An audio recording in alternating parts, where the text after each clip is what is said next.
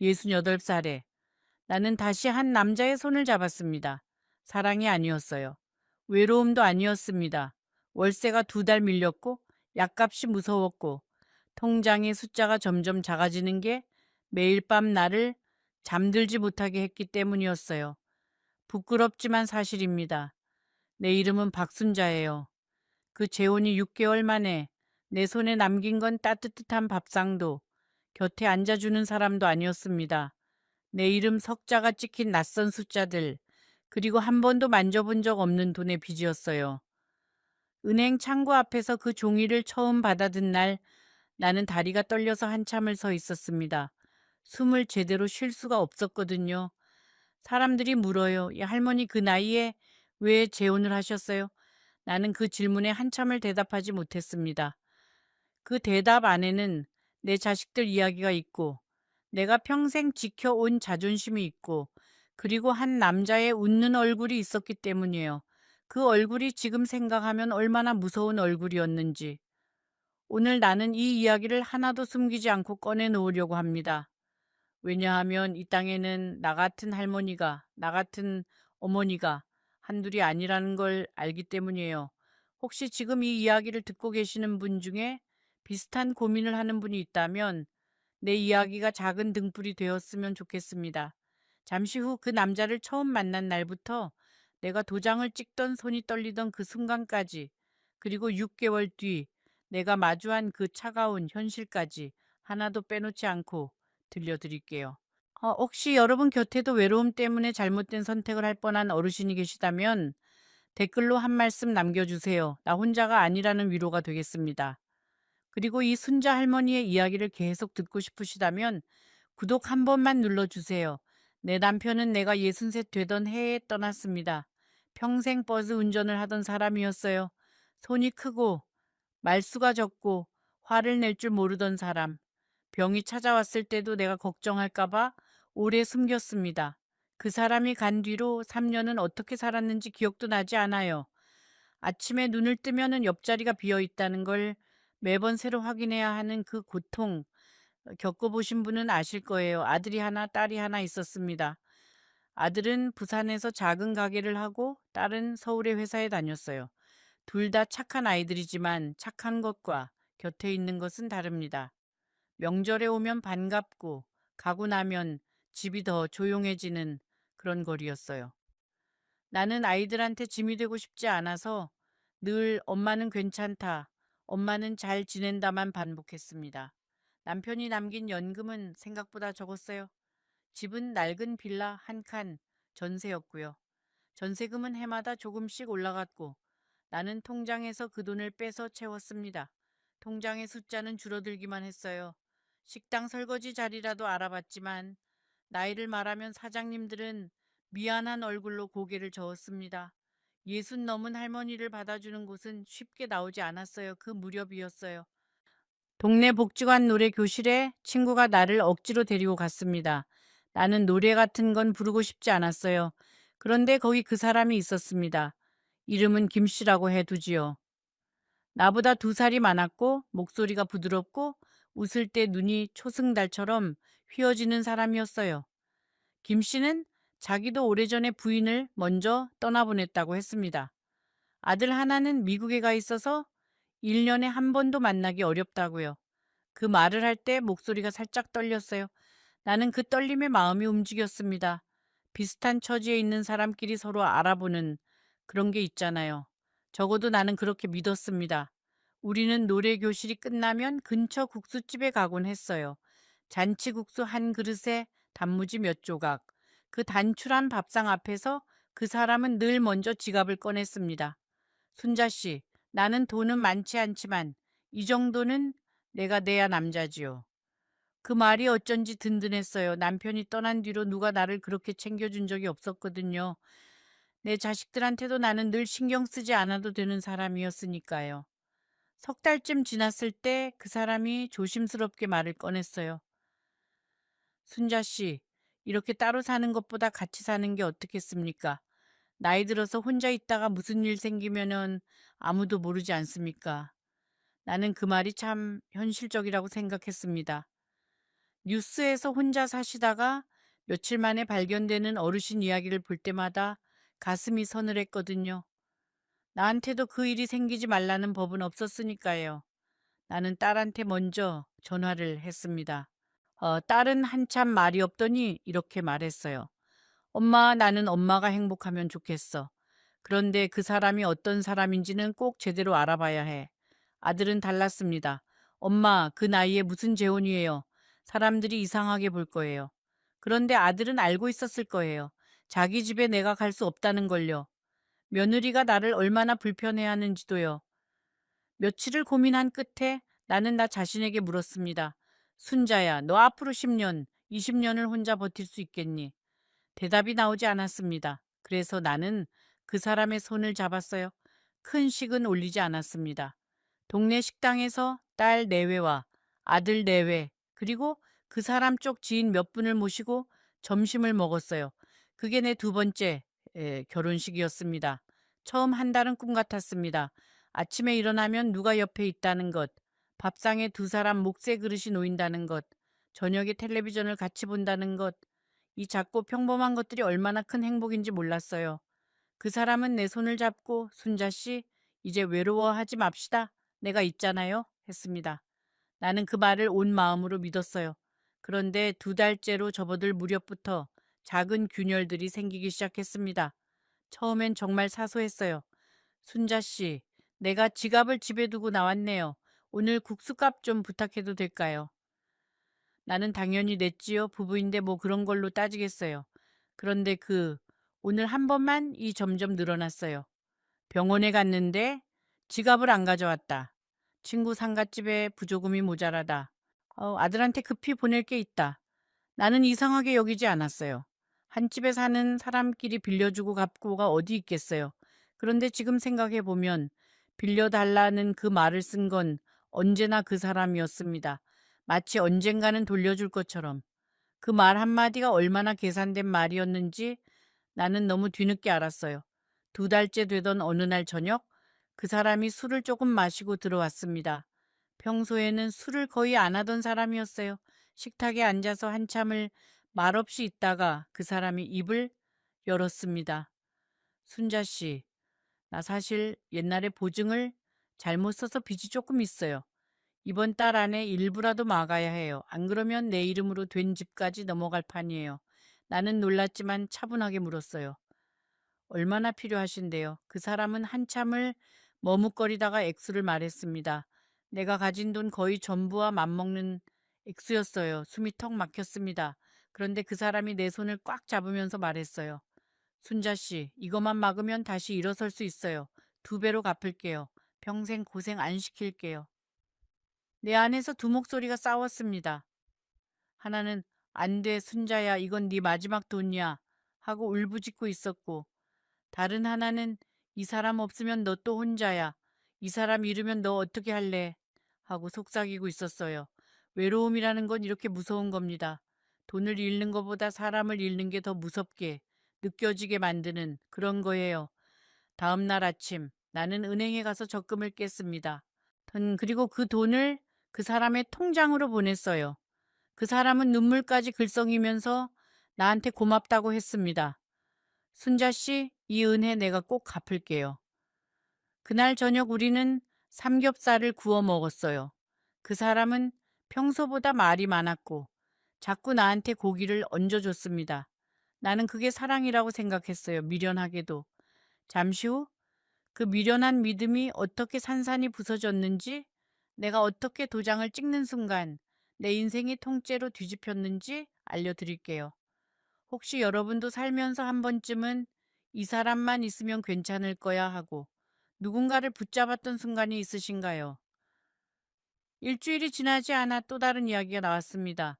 이번에는 그 사람 아들이 미국에서 사업을 하다가 문제가 생겼다는 거였어요. 순자 씨, 내 아들이 너무 힘든 상황이에요. 아비된 도리로 모른 척할 수가 없어요.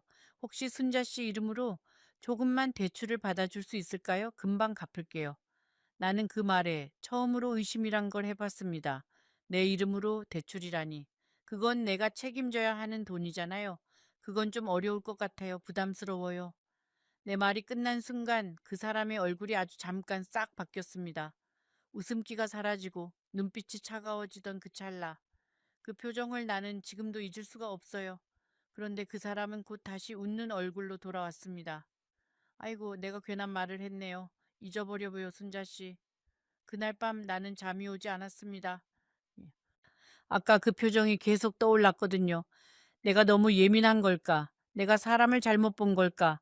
마음 한구석에서는 이미 답이 나와 있었습니다. 다만 그 답을 인정하고 싶지 않았을 뿐이에요. 사람이 의심을 품는다는 게 얼마나 힘든 일인지 아세요? 의심하는 순간 내가 살고 있는 이 집 전체가 무너질 것 같은 그런 기분이거든요. 그래서 나는 그 의심을 접어서 서랍 안에 밀어 넣었습니다. 다음 날 아침에는 아무 일 없는 것처럼 그 사람한테 미역국을 끓여줬어요. 그 사람의 생일이라고 했거든요. 지금 생각하면 그 생일이 진짜였는지도 모르겠습니다. 며칠 뒤, 그 사람은 나를 어느 사무실로 데려갔어요. 자기 친구가 하는 일이라면서 얼굴만 비춰주면 된다고 했습니다. 사무실은 작고 어두웠고, 안에 있던 사람들은 웃으면서 나를 맞이했어요. 그 사람들이 서류를 내밀면서 말했습니다. 어머니, 여기 그냥 이름 석자만 써주시면 됩니다. 이게 뭔데요? 하고 나는 물었어요. 그러자 내 옆에 있던 그 사람이 대신 대답했습니다. 아, 별거 아니에요. 내 친구 사업에 내가 얼굴 내민다는 증명 같은 거예요. 내 마음속에서는 이미 아니라는 신호가 울리고 있었어요. 그런데도 나는 그 서류에 이름을 썼습니다. 왜냐하면 그 사람이 내 옆에서 내 어깨를 살짝 감싸고 있었거든요. 사람들 앞에서 내 남편을 망신 주고 싶지 않았어요. 체면이라는 거요. 그게 결국 나를 무너뜨린 겁니다. 사무실을 나오면서 그 사람은 유난히 말이 많았습니다. 어느 식당이 맛있다더라. 다음 주엔 목욕탕에 가자. 봄이 오면 꽃구경을 가자. 나는 그 말들을 들으면서 고개를 끄덕였지만 속으로는 이상한 기분이 가시지 않았어요. 뭐랄까, 내가 잘 알던 사람이 갑자기 연극을 시작한 것 같은 느낌? 그 연극의 제목도 결말도 오직 그 사람만 알고 있는 그런 연극이요. 그날 이후로 집 분위기가 조금씩 달라졌어요. 그 사람은 외출이 잦아졌고 늦게 들어오는 날이 많아졌습니다. 친구 집에서 잤다. 급한 일이 있었다. 선배 병문안을 갔다? 처음엔 믿었어요. 아니, 믿고 싶었어요. 의심하는 나 자신이 싫었으니까요. 그 무렵 동네 슈퍼에서 옛 노래 교실 친구를 우연히 만났습니다. 그 친구는 나를 보더니 주위를 한번 둘러보고 내 팔을 살짝 잡더니 조용히 물었어요. 순자야, 너 그 김씨라는 사람하고 어떻게 지내니? 나는 잘 지낸다고 대답했지만 그 친구의 표정이 어딘가 이상했습니다. 뭔가 더 말하려다가 입을 다물더니 그 친구는 서둘러 자리를 떴어요. 나는 그 친구의 어색한 웃음이 며칠을 떠나지 않았습니다.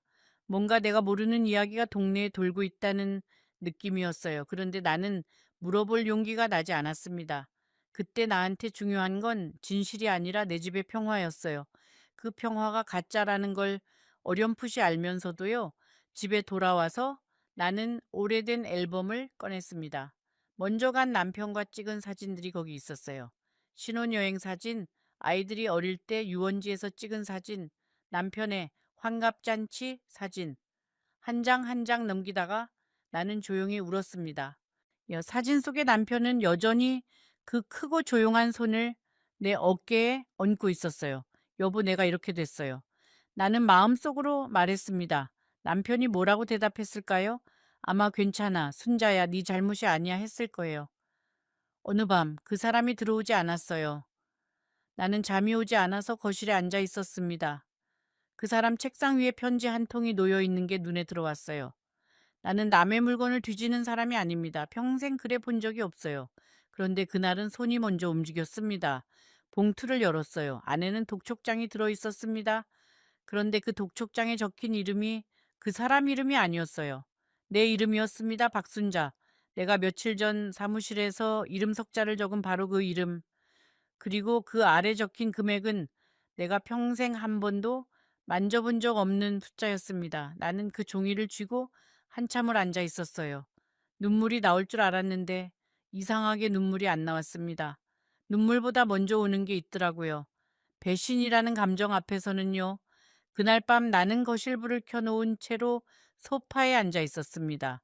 그 종이를 무릎 위에 올려놓고요. 시계의 초침 소리가 그렇게 크게 들린 적은 처음이었어요. 똑똑똑. 그 소리가 마치 내 심장을 하나씩 깎아내는 것 같았습니다. 한 번은 그 종이를 찢어버리고 싶었어요. 찢어서 물에 내려버리면 이 일이 없었던 일이 될 것 같은 그런 어리석은 생각. 그런데 찢지 못했습니다. 찢는다고 사라지는 게 아니라는 걸 알았으니까요. 나는 결국 그 종이를 도로 봉투에 넣고 식탁 위에 조용히 올려두었습니다. 새벽 3시쯤 나는 외투를 걸치고 집을 나섰어요.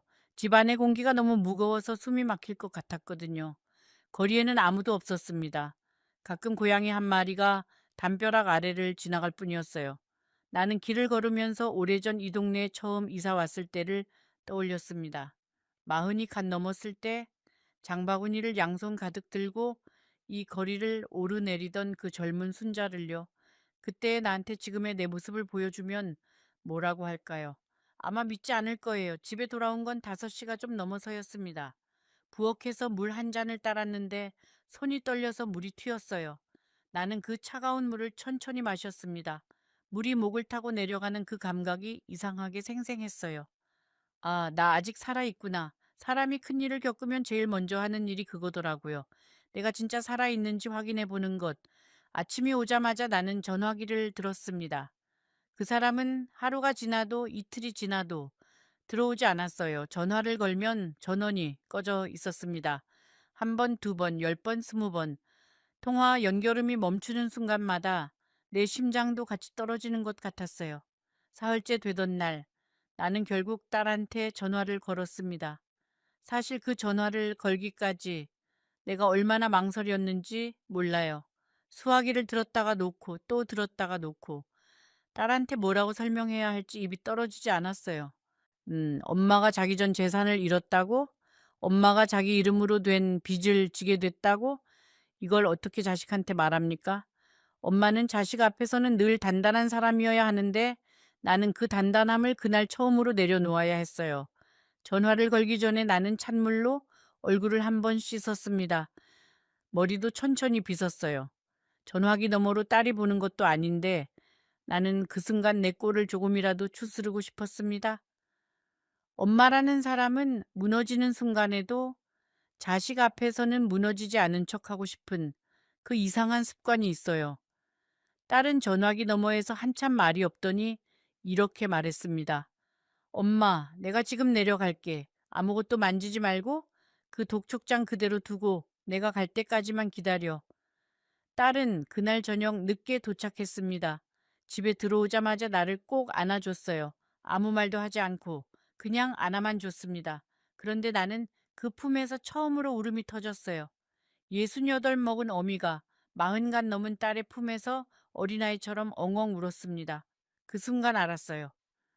내가 누구 때문에 그동안 견뎠는지, 내가 무엇을 지키려고 그렇게 했는지를요. 다음 날 아침 딸은 나를 데리고 변호사 사무실에 갔습니다. 낡은 건물 3층에 있는 사무실이었어요. 엘리베이터가 없어서 계단을 올라갔는데 나는 다리가 후들거려서 중간에 한번 쉬어야 했습니다. 딸은 내 팔을 꼭 잡고 말했어요.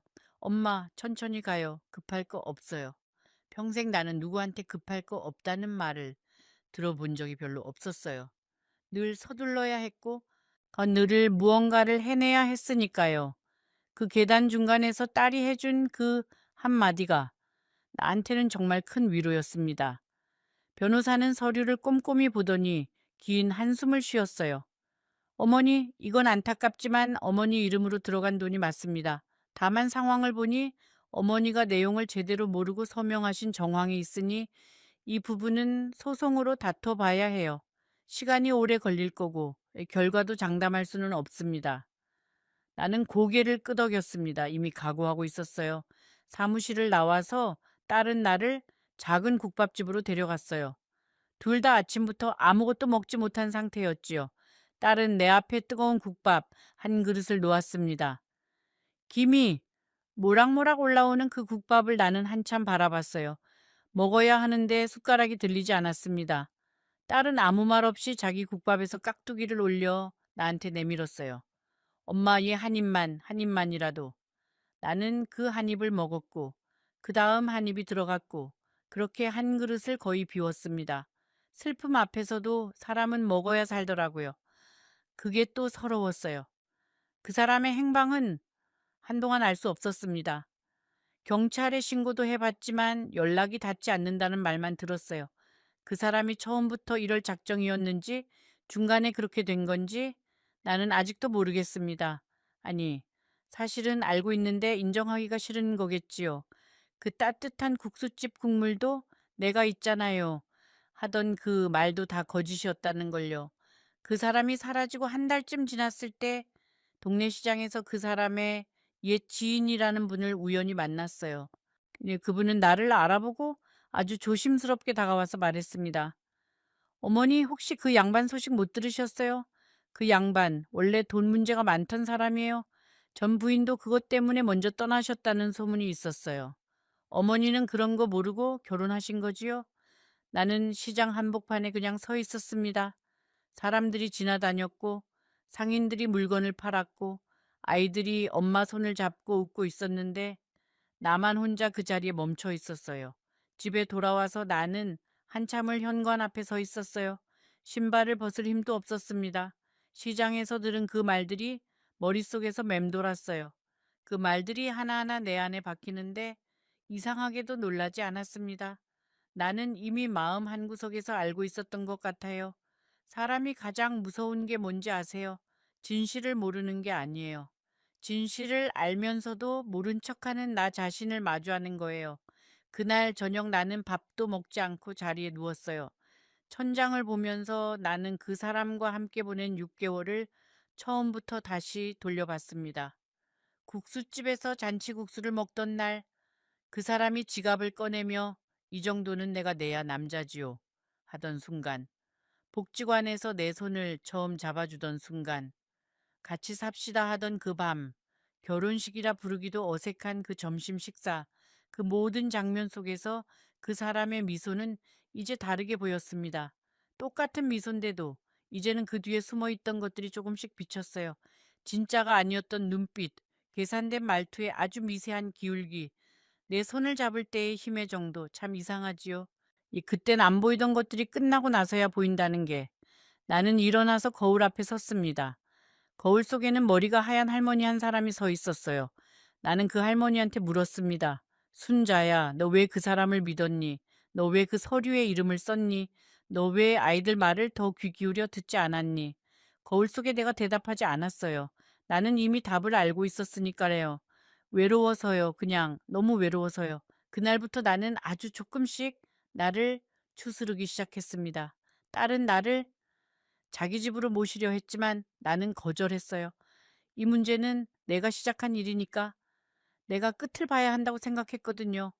물론 빚은 내 힘으로 다 갚을 수 없어요. 그건 현실입니다. 그런데 감당한다는 건 돈으로만 하는 게 아니더라고요. 감당한다는 건 도망치지 않는 거예요. 마주보는 거고요.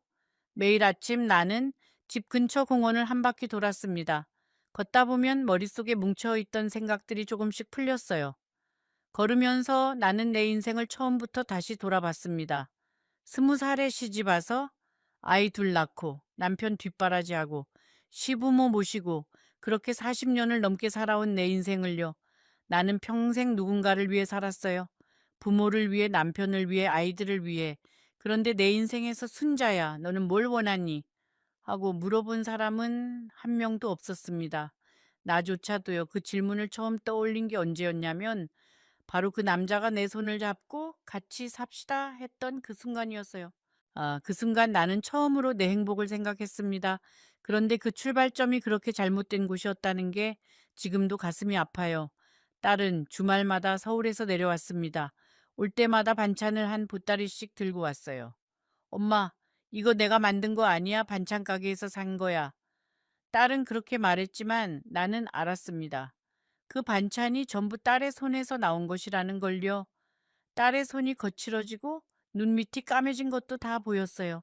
엄마라는 사람은 자기가 아무리 힘들어도 자식의 고단함이 먼저 보입니다.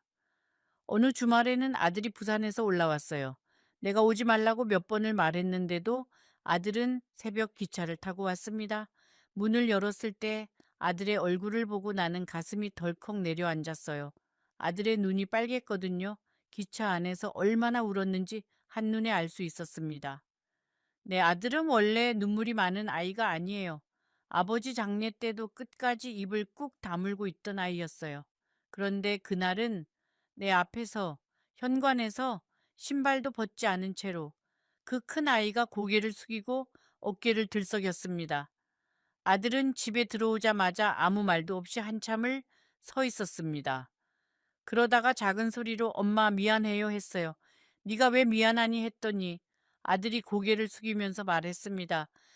내가 그때 그 나이에 무슨 재혼이냐고 엄마한테 모질게 말했잖아요. 그 말이 엄마를 더 외롭게 했을지도 모르겠다는 생각이 들어요. 내가 좀 더 엄마 마음을 살폈어야 했는데, 내가 자주 전화라도 드렸어야 했는데, 내가 가게 핑계로 이 엄마를 너무 혼자 뒀어요. 그 말이 하나하나 내 가슴을 찔렀습니다. 아들이 자기를 탓하는 그 말들이 사실은 내가 아들한테 돌려주고 싶은 말이기도 했거든요. 아니다, 엄마가 미안하다. 엄마가 네 짐이 돼서 미안하다. 그런데 나는 그 말을 삼켰습니다. 엄마가 그 말을 입 밖에 내는 순간 아들의 죄책감이 더 커질 거라는 걸 알았으니까요. 나는 아들을 한참 바라봤어요. 저 작은 아이가 언제 이렇게 컸나 싶었습니다. 내가 기저귀를 갈아주던 그 아이가 이제는 내 앞에서 고개를 숙이며 미안하다고 말하고 있었어요. 나는 아들의 손을 잡고 말했습니다. 아니다, 아가. 네가 미안할 일이 아니야. 이건 다 엄마 선택이었어. 예, 엄마가 책임질 일이야. 너는 네 가정이나 잘 지키면 돼. 그 말을 하면서 나는 속으로 울고 있었어요. 아들은 그날 밤 내 옆에서 잤습니다. 마흔이 넘은 아들이 엄마 옆에서 자는 건 참 오랜만이었어요. 아들이 잠든 얼굴을 보면서 나는 생각했습니다. 이 아이가 이렇게 내 옆에 있어 주는 것만으로도 나는 다시 일어설 수 있겠다고요. 아들은 다음 날 아침 새벽 기차로 부산에 내려갔습니다. 떠나기 전에 아들은 식탁 위에 봉투 하나를 놓고 갔어요. 열어보니 안에 돈이 들어 있었습니다. 많지는 않았어요. 그런데 아들은 그 돈 위에 짧은 쪽지 한 장을 같이 넣어뒀습니다. 엄마, 이건 빚 갚는 데 쓰지 마세요. 엄마가 드시고 싶은 거 드시고, 엄마가 입고 싶은 거 입으세요. 엄마 인생은 엄마가 쓰셔야 해요. 나는 그 쪽지를 읽고 부엌 바닥에 주저앉았습니다. 아이들이 언제 이렇게 어른이 됐을까요? 그 며느리 이야기도 해야겠어요.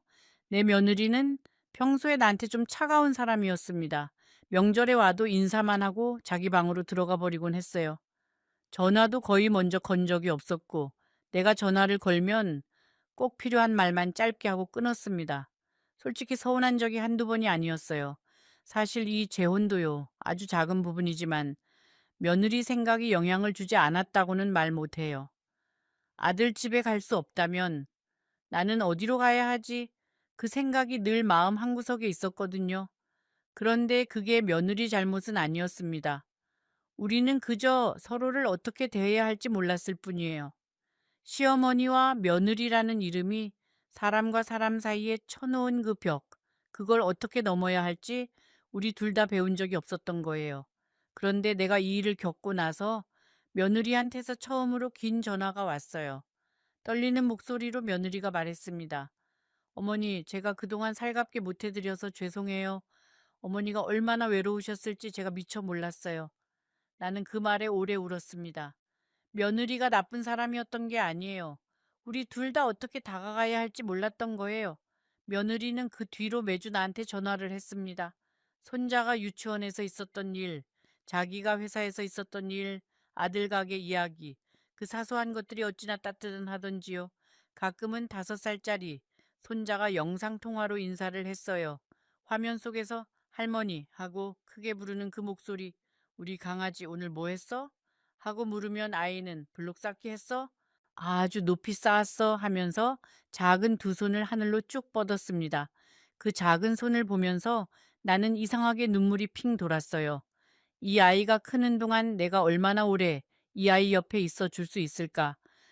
내가 빚에 묶여서 이 아이와 함께 할 시간을 놓치고 있는 건 아닐까? 그런 생각이 들었거든요.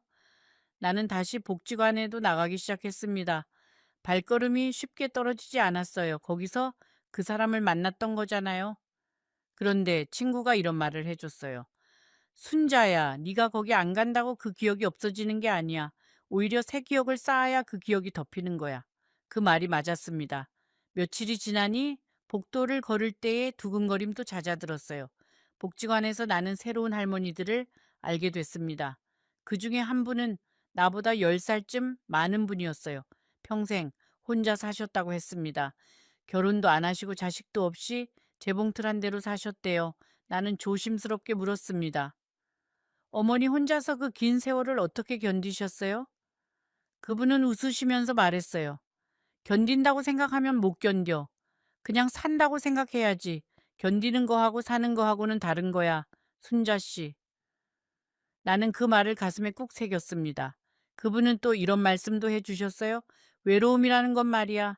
사람이 없어서 생기는 게 아니야. 내가 나를 안 챙겨서 생기는 거야. 오늘 집에 가서 자기한테 제일 맛있는 거 해줘봐. 그게 시작이야. 그날 저녁 나는 집에 가서 미역국을 끓였습니다. 오랜만에 소고기를 조금 사서 참기름 넉넉히 넣고 오래 끓여서요. 예, 그 국을 한 그릇 떠놓고 밥을 말아서 천천히 먹었어요. 내가 나한테 해준 첫 번째 제대로 된 밥이었습니다.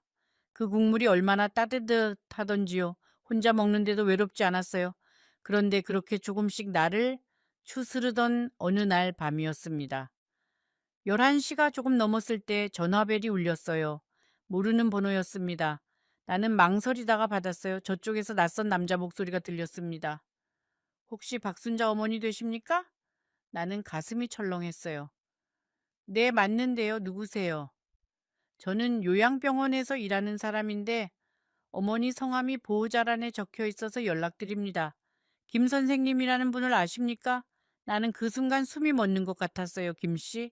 내가 도장을 찍고 내 돈을 전부 가져가고 내 이름으로 빚을 남기고 사라진 그 사람이 병원에 있다는 거예요. 전화기를 쥔 손이 떨렸습니다. 그런데 이상하게도 그 순간 떠오른 감정은 분노가 아니었어요. 뭐라고 설명해야 할까요? 아주 복잡한 여러 감정이 한꺼번에 밀려오는 그런 거였습니다. 그 사람이 지금 어디에 있어요? 병원 사람은 어느 요양병원 이름을 말했어요. 그 사람은 건강이 많이 안 좋아진 상태로 거기 들어왔다고 했습니다. 자기 이름으로 된 연락처가 없어서 예전 수첩에 적혀 있던 내 번호로 연락을 돌리는 거라고요. 나는 한참 말없이 있다가 생각 좀 해볼게요 하고 전화를 끊었습니다. 그날 밤 나는 또 잠을 자지 못했어요. 이번에는 다른 이유로요. 그 사람을 가서 봐야 하는가? 아니면 모른 척 해야 하는가? 그 사람이 나한테 한 짓을 생각하면 다시는 보고 싶지 않았어요. 그런데 한편으로는 보지 않으면 이 일이 영원히 내 안에서 끝나지 않을 것 같았습니다. 예, 매듭을 지어야 했어요. 그 사람을 위해서가 아니라 나를 위해서요. 나는 딸한테 이야기했습니다. 딸은 반대했어요. 엄마, 가지 마요. 그 사람 때문에 엄마가 얼마나 고생했는데. 딸의 말이 100번 맞았습니다. 그런데 며칠을 고민한 끝에 나는 결국 버스에 올랐어요. 요양병원은 시외에 있었습니다. 버스를 2번 갈아타고 한참을 걸었어요. 버스 창밖으로 낯선 동네들이 지나갔습니다. 한 번도 가본 적 없는 거리, 한 번도 들어가 본 적 없는 골목, 인생에도 이렇게 한 번도 가본 적 없는 길이 있는 거구나. 내 인생은 이제 지도에 없는 길로 들어섰다는 느낌이 들었어요. 무섭기도 했고, 한편으로는 이상하게 후련하기도 했습니다. 더 이상 잃을 게 없다는 게 사람을 이렇게 담담하게 만들 수도 있더라고요. 가방 안에는 봉투 하나가 들어 있었어요. 혹시 그 사람이 말을 할 수 없는 상태면 그 편지라도 읽게 하려고 미리 써둔 것이었습니다. 편지에는 용서한다는 말은 없었어요. 대신 나는 이제 괜찮다는 말만 있었습니다. 그게 내가 그 사람한테 줄 수 있는 마지막 답이었어요. 내가 괜찮아졌다는 것, 그 사람이 나를 완전히 무너뜨리지는 못했다는 것, 병원 입구에서 그 사람 이름을 대자 간호사가 나를 어느 병실로 안내했어요. 복도는 길고 조용했고 창문 너머로 겨울 햇살이 비스듬히 들어오고 있었습니다. 그 복도를 걸으면서 나는 생각했어요. 내가 지금 여기에 왜 왔나? 무슨 말을 할 건가? 병실 문을 열었을 때 침대에 누워있는 그 사람이 보였습니다. 처음에는 그 사람인지 알아보지 못할 정도로 변해 있었어요. 얼굴은 수척했고 머리는 더 하얘졌고 눈은 깊이 꺼져 있었습니다. 그 사람도 나를 알아보는데 시간이 걸렸어요. 그러다가 내 얼굴을 확인한 순간 그 사람의 눈에서 눈물이 주르륵 흘렀습니다. 나는 침대 옆 의자에 앉았습니다. 한참 아무 말도 하지 않았어요. 그러다 천천히 입을 열었습니다. 왜 그랬어요? 그냥 그 한마디였어요. 원망도 비난도 욕도 아닌. 그 사람은 눈물을 흘리면서 말을 더듬었습니다. 순자 씨 미안해요. 정말 정말 미안해요. 처음엔 그럴 생각이 아니었어요. 내 빚이 너무 커서 돌이킬 수가 없어서 그 사람의 말은 두서가 없었어요. 젊은 시절 보증을 잘못 써서 빚을 지기 시작했고 그게 불어나고 불어나서 자기 집까지 넘어갔다는 이야기. 전 부인이 그 충격으로 먼저 떠난 것도 그것 때문이라는 이야기. 아들이 원망하며 연락을 끊었다는 이야기. 복지관에서 나를 처음 봤을 때는 그냥 말벗이나 할 생각이었지만 빚쟁이들이 찾아오기 시작하면서 생각이 바뀌었다는 이야기. 나는 그 이야기를 끝까지 들었어요. 다 듣고 나서 나는 한참 아무 말도 하지 않았습니다. 창밖을 봤어요. 창밖에는 마른 나뭇가지 하나가 바람에 흔들리고 있었습니다. 나는 그 가지를 보면서 천천히 입을 열었어요. 나는 당신을 용서하지 않아요? 용서할 수가 없어요. 그런데 미워하는 것도 그만둘 거예요. 미워하는 것도 힘이 드는 일이더라고요. 나는 이제 그 힘을 다른 데 쓰고 싶어요. 그 사람은 고개를 끄덕였습니다. 나는 가방에서 편지 봉투를 꺼내 침대 옆 탁자 위에 올려놓았습니다. 이건 내가 당신한테 드리는 마지막 편지예요. 읽고 싶으면 읽으시고 안 읽고 싶으면 안 읽으셔도 돼요. 이건 이제 내 몫이 아니라 당신 몫이에요. 그리고 자리에서 일어섰습니다. 병실 문 앞에서 잠깐 멈춰서 뒤를 돌아봤어요. 그 사람은 침대에 누운 채 나를 보고 있었습니다. 나는 말했어요. 당신이 나한테 가르쳐 준 게 하나 있어요. 외로움 때문에 사람을 잘못 고르면 그 외로움이 두 배가 된다는 거예요. 나는 이제 그걸 알아요. 그래서 아주 조금은 고맙다고 말할게요. 이게 내가 당신한테 하는 마지막 말이에요. 나는 문을 닫고 병실을 나왔습니다. 집으로 돌아오는 버스 안에서 나는 처음으로 마음이 가벼워지는 걸 느꼈어요. 빚이 사라진 것도 아니었습니다. 그 사람이 돌아온 것도 아니었고요. 그런데 내 안에 무겁게 얹혀있던 어떤 돌 하나가 바닥에 내려앉은 것 같았어요. 창밖을 보면서 조용히 눈물을 흘렸습니다. 슬퍼서 흘린 눈물이 아니라 뭔가를 내려놓고 난 뒤에 오는 그런 눈물이었어요. 그 뒤로 몇 달이 더 흘렀습니다. 소송은 아직도 진행 중이에요. 나는 집을 줄였습니다. 더 작은 방 한 칸짜리로 옮겼어요. 예, 살림도 많이 정리했습니다. 평생 모아놓았던 물건들 중에 진짜 필요한 건 생각보다 얼마 안 되더라고요. 딸은 가끔 전화해서 물어요. 엄마, 후회돼요? 나는 웃으면서 대답합니다. 후회는 한다, 얘. 그런데 후회한다고 과거가 바뀌는 건 아니잖니. 엄마는 엄마한테 남은 시간을 엄마가 정말 원하는 데 쓰고 싶어. 딸은 전화기 너머에서 웃기도 하고 울기도 합니다. 나는 그 소리가 제일 듣기 좋아요. 요즘 나는 동네 도서관에 글쓰기 모임에 나가고 있어요. 할머니들이 모여 자기 인생 이야기를 글로 쓰는 모임입니다. 선생님이 말씀하시더라고요. 순자 할머니, 잘 쓰려고 하지 마세요. 솔직하게만 쓰세요. 솔직한 글이 제일 힘이 센 글이에요. 나는 그 말을 듣고 내 이야기를 조금씩 쓰기 시작했습니다. 혹시 지금 나처럼 외로움에 흔들리고 계신 분이 있다면요. 제발 서두르지 마세요. 외로움은 무서운 감정이에요. 그런데 그 외로움을 한 사람한테 전부 맡기려고 하지는 마세요. 어떤 한 사람도 당신의 외로움을 다 덜어줄 수는 없어요. 외로움은 당신 자신과 먼저 친구가 되어야만 조금씩 작아지는 감정입니다. 그리고 자식들한테는 이런 말을 해주고 싶어요. 어머니, 아버지가 괜찮다고 말할 때 그 말을 그대로 믿지 마세요. 부모는 자식 앞에서는 늘 괜찮은 척 합니다. 가끔은 이렇게 물어봐 주세요. 엄마, 진짜 괜찮아요? 엄마 요즘 외롭지 않아요? 그 한마디가 엄마가 엉뚱한 선택을 하는 걸 막아줄 수 있습니다. 내 딸이 그때 한 번만 더 물어봤다면 나는 그 사람 손을 잡지 않았을지도 몰라요. 요즘 나는 아침마다 작은 화분에 물을 줍니다. 새로 산 화분이에요. 그 화분은 말이 없지요. 나한테 돈을 달라고도 안 하고 나를 속이지도 않아요. 내가 물을 주면 조용히 잎을 내밀어 줍니다. 나는 그 화분한테 가끔 말을 걸어요. 오늘은 바람이 차다. 너는 안 춥니? 이 작은 대화가 나한테는 큰 위로예요. 돌아보면 내 인생에는 두 번의 결혼이 있었습니다.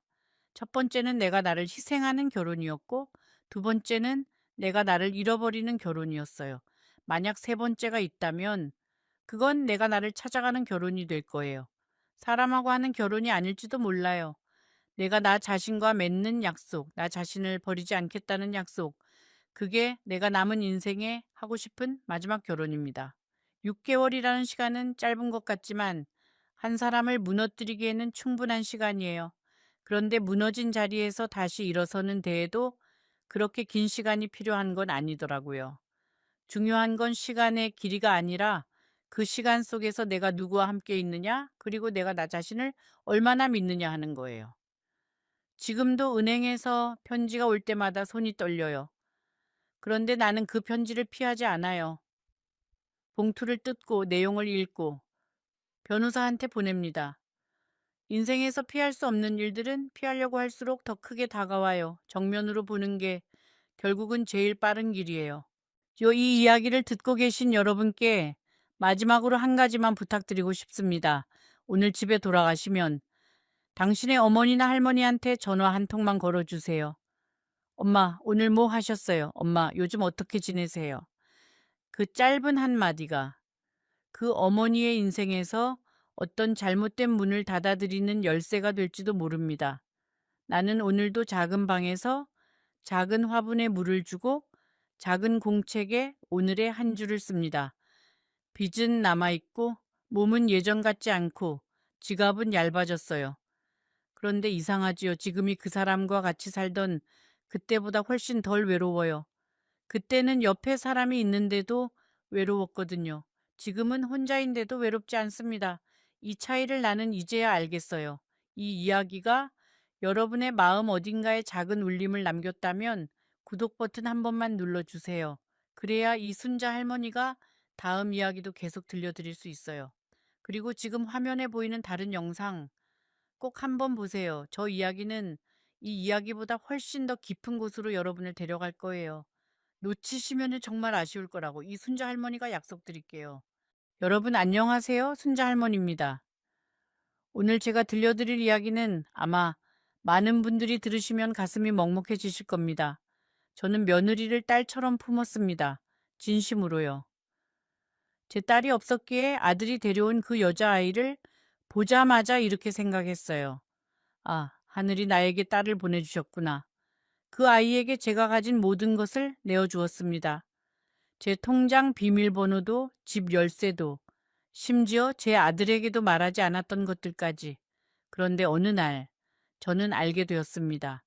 그 아이가 제 뒤에서 무엇을 하고 있었는지를요. 그날 이후로 저는 사람을 믿는다는 것이 얼마나 무서운 일인지 깨달았습니다. 이 이야기를 끝까지 들으시면 여러분도 분명 무언가를 느끼실 겁니다. 혹시 비슷한 경험이 있으신 분은 댓글로 여러분의 이야기를 나눠주세요. 그리고 아직 구독을 안 하신 분은 구독 버튼 한 번만 눌러주세요. 할머니가 매주 이런 이야기를 들려드리겠습니다. 자, 그럼 처음부터 천천히 이야기해 볼게요. 저는 1950년 경상북도 안동에서 태어났습니다. 어린 시절부터 집안이 넉넉하지 않았지만 부모님은 늘 정직하게 사셨어요. 아버지는 농사를 지으셨고 어머니는 시장에서 작은 장사를 하셨습니다. 저는 3남매 중 막내였는데 위로 오빠 둘이 있었어요. 그 시절에는 딸이라는 이유만으로 공부를 많이 못했습니다. 오빠들은 중학교까지 다녔지만 저는 초등학교를 겨우 마치고 집안일을 도왔어요. 그래도 저는 불평하지 않았습니다. 그게 그 시대의 방식이었으니까요. 21살에 중매로 남편을 만났습니다. 남편은 서울에서 작은 철물점을 운영하는 집안의 장남이었어요. 시어머니는 엄격하셨지만 저는 최선을 다해 며느리 노릇을 했습니다.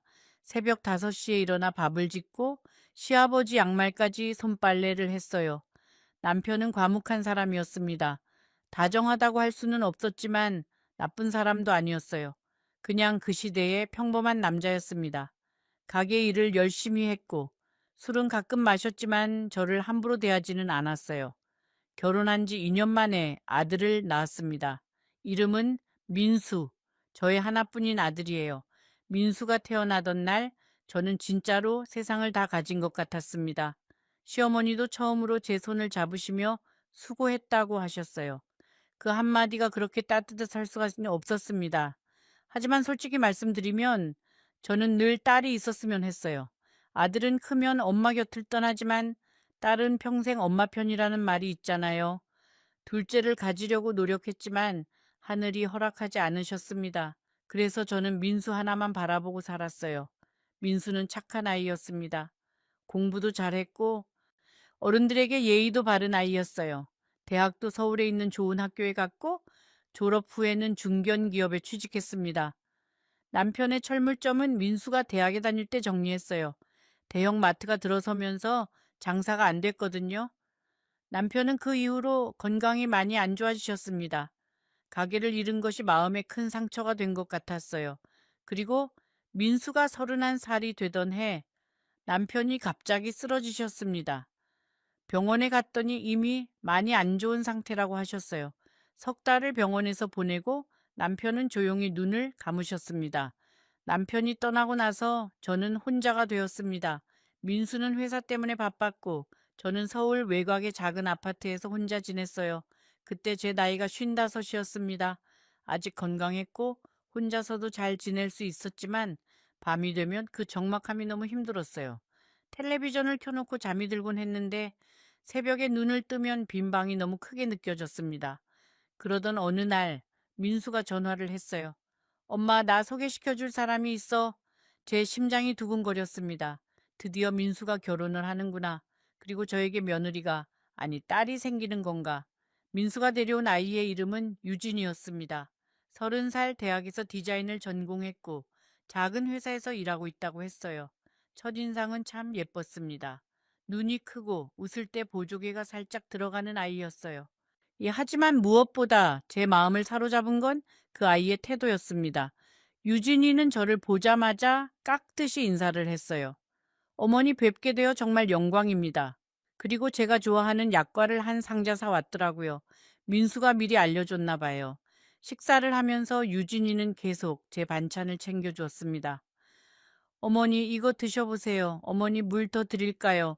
솔직히 말하면 저는 그 자리에서 이미 마음이 기울었습니다. 이 아이라면, 이 아이라면 내 딸처럼 지낼 수 있겠다. 유진이를 처음 만난 후 저는 며칠 동안 기분이 들뜨서 잠을 이루지 못했어요. 동네 친구인 옥순이에게 전화를 했습니다. 옥순아, 우리 민수가 참 좋은 아이를 데려왔어. 예쁘고 착하고 어른한테 예의도 바르고. 옥순이가 말했어요. 아직 순자야 좋겠다. 근데 요즘 세상에 처음부터 그렇게 잘하는 며느리가 어디 있어. 좀 더 지켜봐. 저는 옥순이의 말을 흘려들었습니다. 왜냐하면 저는 이미 유진이에게 마음을 준 후였거든요. 사람이 한번 마음을 주면 경고의 말이 귀에 들어오지 않습니다. 결혼식은 그해 가을에 조촐하게 올렸습니다. 유진이 부모님은 지방에 계셨는데 형편이 넉넉하지 않아 보였어요. 결혼식 날 유진이 어머니를 처음 뵈었는데 참 순해 보이는 분이셨어요. 하지만 옆에 있던 유진이 언니는 인상이 좀 달랐습니다. 눈이 날카롭고 네, 제게 인사할 때도 어딘가 재는 듯한 느낌이 들었어요. 하지만 저는 그게 전혀 문제가 되지 않았습니다.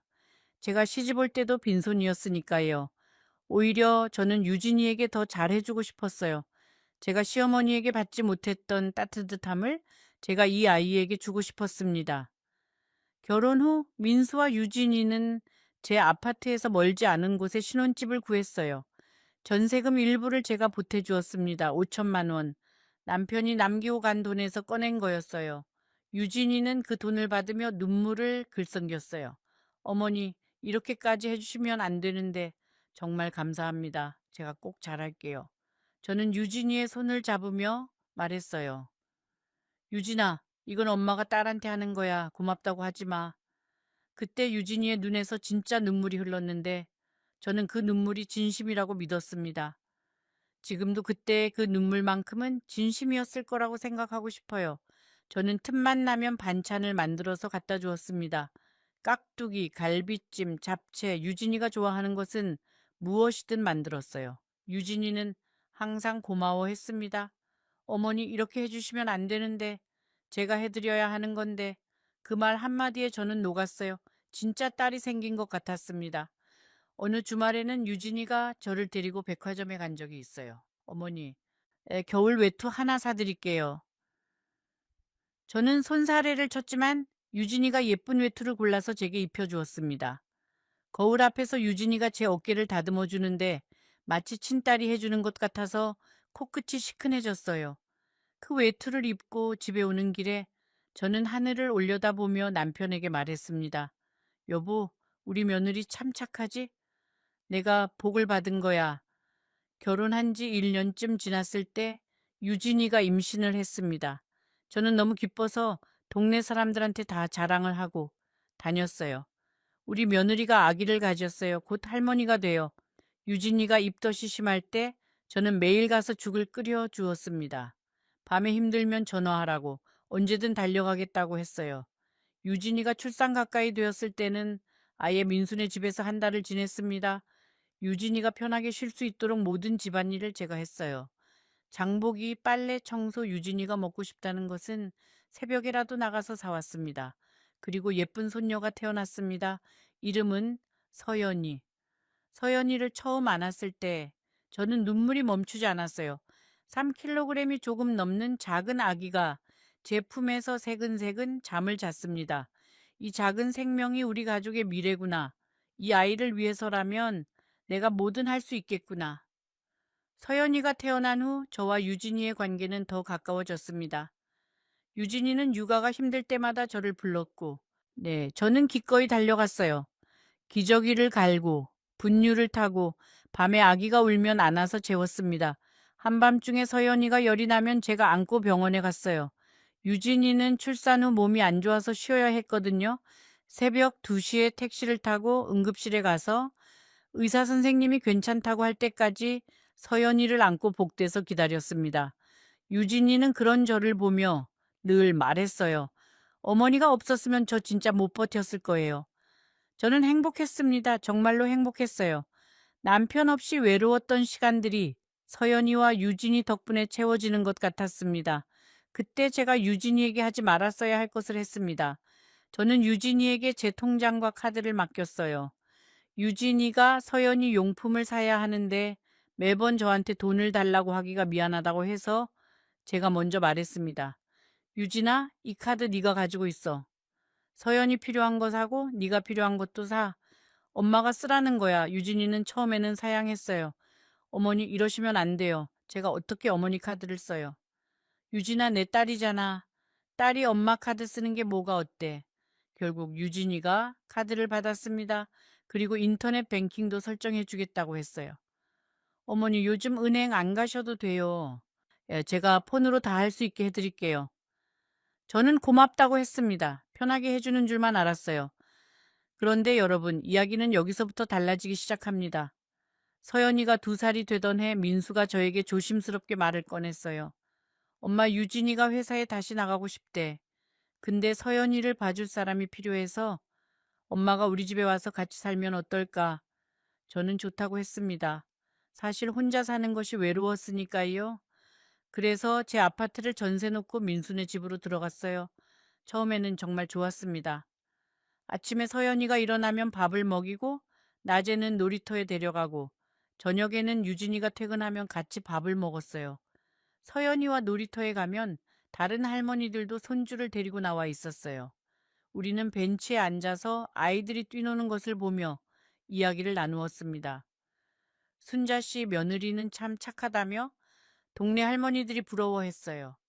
우리 며느리는 반찬 하나 안 해주는데 순자 씨 며느리는 시어머니한테 외투도 사주고 여행도 보내준다면서 저는 으쓱해졌습니다.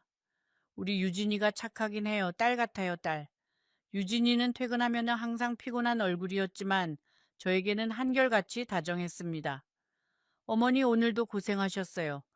주말에 제가 어머니 좋아하시는 냉면 사드릴게요. 한 번은 제 생일이었는데 유진이가 케이크를 사오고 편지까지 써왔어요. 어머니, 저에게는 어머니가 친엄마나 다름없습니다. 항상 감사하고 사랑합니다. 저는 그 편지를 서랍에 고이 넣어두었습니다. 힘들 때마다 꺼내 읽으려고요. 하지만 시간이 지나면서 저는 작은 변화들을 느끼기 시작했습니다. 유진이가 전화를 받을 때 예전에는 거실에서 아무렇지 않게 받았는데 이제는 방에 들어가서 문을 닫고 통화를 했어요. 택배도 자주 왔는데 저에게는 보여주지 않았습니다. 아, 회사 서류예요, 어머니. 그렇게 말하며 바로 자기 방으로 가져갔어요. 그리고 유진이 언니에게서 전화가 오면 유진이의 표정이 미묘하게 변했습니다. 웃음기가 사라지고 목소리가 낮아지고 통화가 끝나면 한동안 멍하니 앉아 있곤 했어요. 저는 대수롭지 않게 넘겼습니다. 젊은 사람들은 다 그렇지 뭐. 사생활이 있는 거지. 시어머니가 뭘 다 알려고 하면 안 되는 거지. 그렇게 스스로를 다독였습니다. 또 한 가지 이상한 것이 있었어요. 유진이가 갑자기 제게 건강보조식품을 자주 사다 주기 시작한 거예요. 어머니 이거 관절에 좋대요. 어머니 이거 혈압에 좋대요. 저는 처음에는 고마웠어요. 며느리가 시어머니 건강을 이렇게 신경 써주다니. 하지만 나중에 알고 보니 그 건강보조식품들이 전부 제 카드로 결제되고 있었습니다. 유진이가 제 카드로 사서 저에게 선물이라고 준 거였어요. 물론 그때는 몰랐습니다. 통장 내역을 볼 일이 없었으니까요. 그런데 어느 날 밤이었어요. 서연이가 열이 나서 새벽에 깼는데 유진이 방에서 불빛이 새어나오고 있었습니다. 저는 서연이를 안고 유진이에게 알려주려고 방문 앞에 갔어요. 그때 유진이의 목소리가 들렸습니다. 아주 낮은 목소리로 전화를 하고 있었어요. 언니, 이번 달에도 300 보냈어. 시어머니 통장에서. 어차피 확인 안 하시니까 괜찮아. 여러분, 저는 그 자리에서 숨이 멎는 것 같았습니다. 제 통장에서 300? 이번 달에도? 다리에 힘이 풀려서 벽을 짚었습니다. 서연이를 안고 있는 손이 떨렸어요. 곧 여러분이 절대 예상하지 못하실 이야기가 이어집니다. 제가 그날 밤 이후에 알게 된 것들은 상상 이상이었어요. 저는 그날 밤 서연이를 재운 후에 아무것도 할 수 없었습니다. 이불을 뒤집어 쓰고 누워 있었는데 천장이 빙글빙글 도는 것 같았어요. 내가 잘못 들은 건 아닐까, 유진이가 다른 이야기를 한 건 아닐까, 저는 스스로를 의심했습니다. 왜냐하면 유진이를 의심하는 것보다 제 귀를 의심하는 게 덜 아팠으니까요. 새벽까지 뒤척이다가 저는 부엌에 나와 물을 마셨습니다. 어두운 부엌에 앉아서 유진이가 처음 우리 집에 왔던 날을 떠올렸어요. 그 환한 웃음, 어머니, 뵙게 되어 영광입니다. 라던 그 인사, 약과를 내밀던 그 손, 그리고 방금 전 문 너머로 들었던 그 차가운 목소리. 어차피 확인 안 하시니까 괜찮아. 같은 사람의 목소리가 맞는 건지 저는 혼란스러웠습니다. 하지만 다음 날 아침 저는 결심했습니다. 은행에 가서 통장 내역을 확인하기로요. 민수가 출근하고 유진이도 출근한 후에 서연이를 유모차에 태우고 은행에 갔습니다. 번호표를 뽑고 기다리는 동안 제 심장이 너무 빨리 뛰어서 옆 사람이 쳐다볼 정도였어요. 번호가 호출되어 창구에 앉았는데 직원분이 친절하게 물으셨어요. 어머니 어떤 업무로 오셨어요? 통장 거래 내역 좀 뽑아주세요. 지난 1년 치로요. 통장 내역을 받아들었을 때 저는 눈앞이 캄캄해졌습니다. 매달 정확히 매달 200에서 300만 원씩 빠져나가고 있었습니다. 계좌이체 내역을 보니 받는 사람은 유진이의 언니 이름이었어요. 김미정. 그 이름이 여러 번 반복되어 있었습니다. 그뿐만이 아니었어요. 카드 사용 내역도 있었는데 백화점, 온라인 쇼핑몰, 고급 식당 그 금액들을 합치면 한 달에 100만 원이 넘었습니다. 1년 넘게. 계좌이체와 카드 사용을 모두 합치면 3,500만 원이 넘었습니다. 3,500만 원. 그 돈은 남편이 철물점을 정리하고 받은 돈과 남편이 떠난 후 받은 보험금, 그리고 제가 평생 조금씩 모은 돈이었습니다. 제 노후 자금이었어요. 제가 아프거나 요양원에 갈 때를 대비해서 모아둔 돈이었습니다. 남편이 병원에 있을 때 저는 점심을 굶으면서까지 돈을 아꼈습니다. 버스비를 아끼려고 1시간을 걸어 다닌 적도 있어요. 그렇게 모은 돈이었습니다. 저는 은행 의자에 앉아서 한참을 울었습니다. 서연이가 유모차에서 저를 올려다보며 손을 뻗었는데 저는 그 작은 손을 잡을 수가 없었어요. 손이 너무 떨려서. 은행 직원이 걱정스러운 눈으로 물어왔어요. 어머니 괜찮으세요? 네, 괜찮아요. 좀 어지러워서 그래요. 저는 거짓말을 했습니다. 이 이야기를 모르는 사람에게 할 수는 없었으니까요. 집에 돌아와서 저는 아무 일도 없는 것처럼 행동했습니다. 서연이에게 밥을 먹이고 빨래를 하고 저녁 준비를 했어요.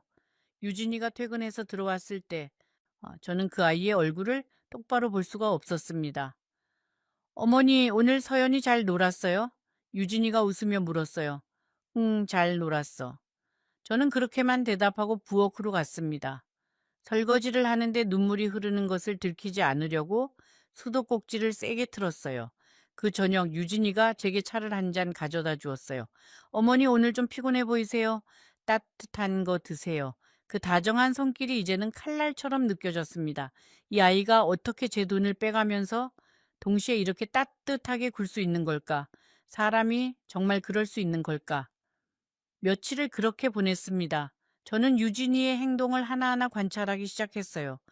유진이는 제 앞에서는 여전히 다정했습니다. 어머니, 이거 드세요.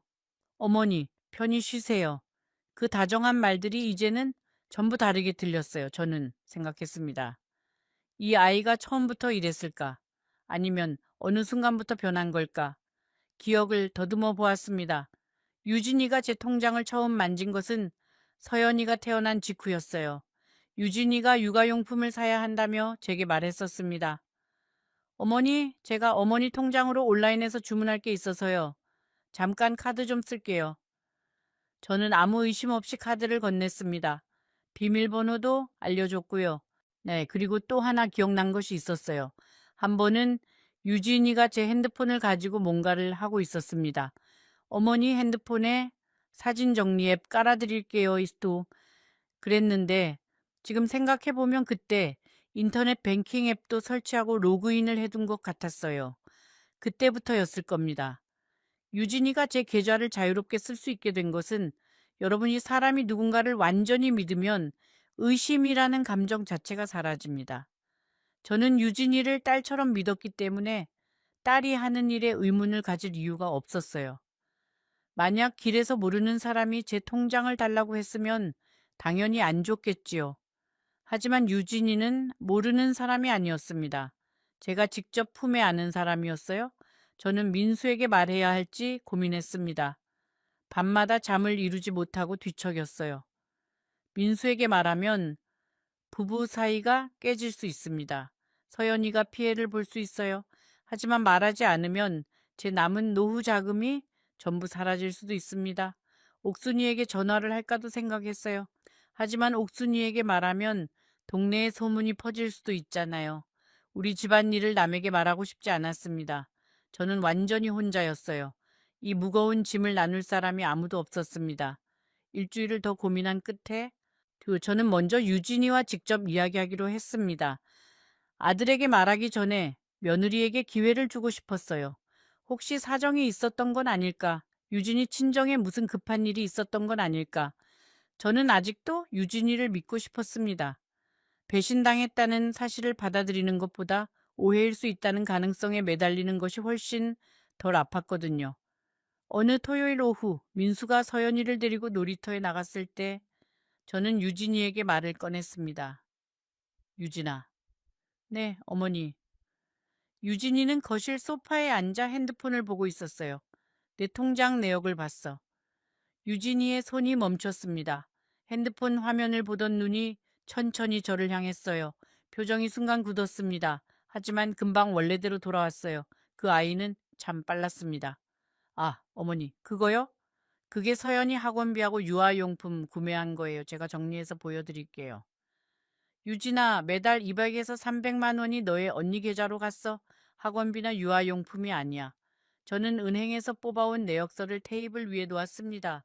형광펜으로 표시한 부분들이 선명하게 보였어요. 그때 유진이의 눈빛이 변했습니다. 다정하던 눈이 차가워졌어요. 마치 다른 사람이 된 것 같았습니다. 어머니, 그건 제가 언니한테 잠깐 빌려준 거예요. 언니가 사업하는데 돈이 급했거든요. 다 돌려받을 거예요. 내 돈을 네가 왜 빌려줘? 나한테 한마디 상의도 없이? 어머니, 그게 그러니까 급했으니까요. 그리고 어머니 돈 아니에요. 가족 돈이잖아요. 가족 돈이라고요. 여러분, 그 말을 듣는 순간 저는 모든 것을 이해했습니다. 유진이에게 제 돈은 시어머니의 재산이 아니라 가족 공동 재산이었던 거예요. 그리고 그 가족에는 유진이의 친정까지 포함되어 있었습니다. 제가 평생 남편과 둘이서 새벽부터 밤까지 일해서 모은 돈이 유진이의 입에서 나온 가족 돈이라는 한마디에 그냥 공용재산이 되어버린 거예요. 저는 더 이상 참지 못하고 말했습니다. 유진아, 그 돈은 내 노후 자금이야. 내가 아프면 쓰려고 평생 모은 돈이야. 네 언니 사업 미천이 아니야. 유진이는 잠시 침묵하다가 이렇게 말했어요. 어머니, 어차피 어머니 돈은 나중에 민수한테 갈 거잖아요. 민수 아내가 전데 제가 좀 쓰는 게 뭐가 문제예요. 그 말을 듣고 저는 가슴에 큰 돌이 내려앉는 것 같았습니다. 이 아이가 정말 이런 사람이었나? 내가 딸처럼 품은 사람이 정말 이런 생각을 하고 있었나? 저는 아무 말도 하지 못하고 자리에서 일어났습니다. 제 방으로 들어가 문을 닫고 이불을 뒤집어 쓰고 울었어요. 소리가 나올까봐 베개에 얼굴을 묻었습니다. 저는 그날 밤 민수에게 모든 것을 말했습니다. 민수의 반응은 제가 예상하지 못한 것이었어요. 엄마 확실해요. 유진이가 정말 그랬어요. 민수는 믿지 못하겠다는 표정이었습니다. 민수야, 통장 내역을 직접 봐라. 엄마가 거짓말을 왜 하겠니? 민수가 통장 내역을 확인한 후 그 아이의 얼굴이 하얗게 변했습니다. 한참을 아무 말 없이 내역서를 들여다보다가 두 손으로 얼굴을 감쌌어요. 엄마, 미안해요. 내가 몰랐어요. 네 잘못이 아니야, 민수야. 그날 밤 민수와 유진이는 방에서 오랫동안 이야기를 했습니다. 저는 거실에서 서연이를 안고 앉아 있었는데 방 안에서 유진이의 목소리가 높아지는 것이 들렸어요. 당신이 뭘 알아?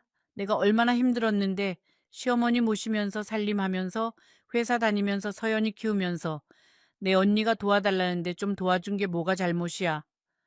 민수의 목소리는 낮았습니다. 하지만 단호했어요. 유진아, 엄마 돈을 몰래 빼간 건 도와준 게 아니야. 그건 신뢰를 깨뜨린 거야. 유진이가 다시 소리쳤어요. 신뢰? 당신이 나한테 신뢰를 말할 자격이 있어? 매일 야근한다면서 회사에서 뭘 했었는지 나는 알아? 당신은 집에 와서 밥 먹고 자기만 하잖아. 서연이 기저귀 한 번이라도 갈아본 적 있어? 서연이가 울음소리에 깨서 울기 시작했습니다. 저는 서연이를 꼭 안고 다른 방으로 갔어요. 동요를 불러주며 서연이를 달랬지만 제 목소리도 떨리고 있었습니다. 그 후 며칠간 집안은 얼음장 같았습니다. 유진이는 저와 눈도 마주치지 않았어요. 밥도 따로 먹었고 서연이만 안고 자기 방에 들어갔습니다. 식탁에 제가 반찬을 차려놓으면 유진이는 한참 후에 나와서 자기 그릇에만 덜어 방으로 들어갔어요. 저는 텅 빈 식탁에 혼자 앉아 밥을 먹었습니다. 밥알이 목에 걸려 넘어가지 않았어요. 네, 어느 날은 유진이가 서연이를 데리고 밖에 나갔다가 저녁 늦게 돌아왔어요. 서연이가 잠든 채로 유진이 품에 안겨 있었는데 저는 서연이를 받으려고 손을 뻗었습니다. 유진이가 몸을 돌렸어요. 제 손을 피한 거예요. 아무 말 없이 서연이를 안고 방으로 들어갔습니다. 그때 느낀 그 감정을 저는 평생 잊지 못할 것 같아요. 제 손녀를 안지도 못하게 하는 것. 그것은 돈을 빼간 것보다 더 잔인한 일이었습니다. 민수는 중간에서 힘들어했어요. 회사에서도 집중이 안 되는지 실수가 잦아졌고 얼굴이 하루가 다르게 야위어 갔습니다. 한 번은 민수가 퇴근하고 들어와서 거실 소파에 앉더니 한참을 아무 말 없이 앉아 있었어요. 저는 조심스럽게 물었습니다. 민수야, 괜찮아? 민수가 고개를 저었어요. 엄마, 나 요즘 잠이 안 와요. 눈을 감으면 유진이가 한 말이 자꾸 떠올라요. 그리고 엄마 통장 내역이 떠올라요. 내가 왜 몰랐을까? 그 생각만 해요. 저는 민수 옆에 앉아 그 아이의 등을 쓸어주었습니다. 35 먹은 아들이지만 제 눈에는 아직도 아기였어요. 민수야, 네가 아프면 엄마가 더 아파. 네가 건강해야 서연이도 잘 키울 수 있어. 그 시기에 저는 옥순이에게 전화를 했습니다. 혼자 감당하기가 너무 힘들었거든요. 옥순아, 나 좀 만나자. 동네 공원 벤치에 앉아서 저는 옥순이에게 모든 것을 이야기했어요. 유진이가 돈을 빼돌린 것, 대화했을 때의 태도, 집안이 얼음장 같은 것. 옥순이는 듣다가 한숨을 쉬었어요. 순자야, 내가 처음에 뭐라고 했어? 좀 지켜보라고 했잖아. 그 말이 맞았어요. 하지만 지금 와서 그때 내가 경고했잖아 라는 말은 위로가 아니라 또 하나의 아픔이었습니다. 옥순이도 그걸 느꼈는지 바로 말을 바꾸었어요. 미안, 미안. 그래, 지금 중요한 건 앞으로 어떻게 할 건지야. 이 순자야 서연이를 생각해서라도 네가 강해져야 해. 저는 고개를 끄덕이며 눈물을 닦았습니다. 한 번은 유진이가 외출하고 없는 사이에 저는 유진이의 방 앞을 지나갔어요. 문이 살짝 열려 있었는데 책상 위에 서류 뭉치가 놓여 있었습니다. 저는 들어가지 않았어요. 남의 방을 뒤지는 사람이 되고 싶지 않았으니까요. 하지만 문틈으로 보인 서류 봉투에 대출이라는 글자가 적혀 있었습니다. 유진이가 대출까지 받았던 건가? 아니면 언니의 사업 관련 서류인가? 저는 알 수 없었지만 가슴이 더 무거워졌어요. 이 상황이 제가 생각했던 것보다 더 복잡하고 더 깊다는 것을 그때 느꼈습니다. 민수와 유진이의 관계는 회복이 불가능해 보였어요. 두 사람은 같은 집에 살면서도 거의 남남처럼 지냈습니다. 저녁에 유진이가 퇴근하면 바로 방에 들어갔고 민수는 거실에서 텔레비전을 멍하니 바라보았어요. 서연이만 이 방 저 방을 오가며 아빠 같이 놀자, 엄마 같이 자자를 반복했습니다. 3살짜리 아이가 부모의 감정을 읽으려고 하는 것 같아서 그 모습이 너무 안쓰러웠어요. 어느 밤에는 서연이가 제 방에 와서 제 이불 속으로 파고들었어요. 할머니, 서연이 여기서 잘래. 저는 서연이를 꼭 안았습니다. 서연이의 작은 몸에서 나는 아기 냄새가 저를 무너뜨리기도 했고 동시에 살게 하기도 했어요. 서연아, 할머니가 서연이 지켜줄게. 걱정하지 마. 서연이는 금방 잠이 들었지만 저는 밤새 그 아이를 안고 눈을 감지 못했습니다. 이 아이의 세계가 무너지고 있는데 할머니인 내가 할 수 있는 것이 아무것도 없다는 것이 견딜 수 없었어요. 저는 그 상황이 너무 힘들었어요. 제가 이 이야기를 꺼내지 않았더라면 이렇게까지 되지 않았을 텐데. 그런 생각이 계속 들었습니다. 모른 척하고 그냥 살았으면 적어도 이 차가운 공기 속에서 밥을 먹지는 않아도 됐을 텐데. 하지만 다른 한편으로는 생각했어요. 모른 척 했으면 돈은 계속 빠져나갔을 것이고 어느 순간 정말로 한 푼도 남지 않았을 수 있습니다. 어떤 선택을 해도 아픈 것은 마찬가지였어요. 그런데 더 충격적인 일이 벌어졌습니다. 유진이의 언니에게서 민수에게 전화가 왔어요. 민수 씨, 유진이가 빌려준 돈은 제가 갚겠습니다. 하지만 이건 유진이의 의사였고 유진이가 가정 내에서 받은 경제적 스트레스 때문이에요. 민수 씨, 어머니가 돈을 관리할 능력이 없으시니까 유진이가 대신 관리한 거예요. 관리할 능력이 없다고요. 저는 그 말을 전해 듣고 눈앞이 아득해졌습니다. 평생 한 푼, 두 푼 모으면서 남편 병원비 대면서 아들 학비 대면서 그 어려운 세월을 버틴 제가 돈을 관리할 능력이 없다고요. 남편이 가게를 접고 우울해하실 때 저 혼자 파출부 일을 하며 생활비를 벌었습니다. 민수 대학 등록금을 내려고 새벽 4시에 김밥을 말아 시장에 나가 팔던 날들이 있었어요. 그런 저보고 돈을 관리할 능력이 없다고요. 여러분, 세상에서 가장 아픈 말은 주먹이 아닙니다. 사람의 존엄을 깎아내리는 말 한마디가 뼈보다 더 깊이 박힙니다. 그 이후로 상황은 빠르게 흘러갔습니다. 민수는 유진이에게 돈을 돌려놓으라고 했지만 유진이는 언니에게 준 돈은 이미 사업에 쓰였다고 했어요. 돌려받을 수 없다고. 민수와 유진이는 매일 밤 다투었습니다. 서연이는 그 사이에서 울었고 저는 서연이를 안고 다른 방에서 동요를 불러주었어요. 서연이가 어느 날 제게 물었어요. 할머니, 엄마, 아빠 왜 싸워? 저는 서연이 이마에 입을 맞추며 말했습니다. 안 싸워, 서연아. 이야기하는 거야. 어른들은 가끔 큰 소리로 이야기해. 서연이는 고개를 끄덕였지만 그 작은 눈에 불안함이 담겨 있었어요. 그 눈을 보는 것이 돈을 잃은 것보다 더 아팠습니다. 한 달이 지났을 때 유진이가 짐을 싸기 시작했습니다. 나 친정에 갈 거야. 야, 서연이도 데려갈 거야. 민수가 막았습니다. 서연이는 안 돼. 우리 같이 이야기하자. 유진이는 민수를 밀치며 소리쳤어요. 나는 이 집에서 하루도 더 못 있어. 시어머니 눈치 보면서 산 게 얼만데. 저는 거실에 서서 그 광경을 지켜보았습니다. 유진이의 그 말이 제 가슴을 찔렀어요. 눈치를 봤다고요? 저는 이 아이에게 눈치를 준 적이 한 번도 없는데, 하지만 유진이는 듣지 않았어요. 서연이를 안고 택시를 타고 떠났습니다. 서연이가 떠난 그날 밤 저는 서연이 방에 들어가 앉았습니다. 작은 이불, 인형들, 서연이가 그린 그림들, 냉장고에 붙여놓았던 서연이의 그림을 떼어 가슴에 안았어요. 빨간색 크레용으로 그린 세 명의 사람 그림, 할머니, 아빠, 서연이라고 유진이가 대신 써준 글씨. 저는 서연이의 작은 양말 한 짝을 들고 한참을 울었습니다.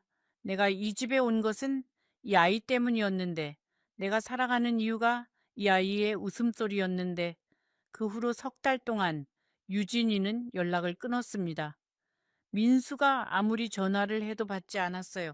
문자를 보내도 답이 없었습니다. 저는 유진이 친정번호를 알고 있었지만 전화하지 않았어요. 유진이 부모님에게 이 이야기가 어떻게 전달되었을지 모르겠지만 제가 먼저 연락하면 상황이 더 꼬일 것 같았습니다.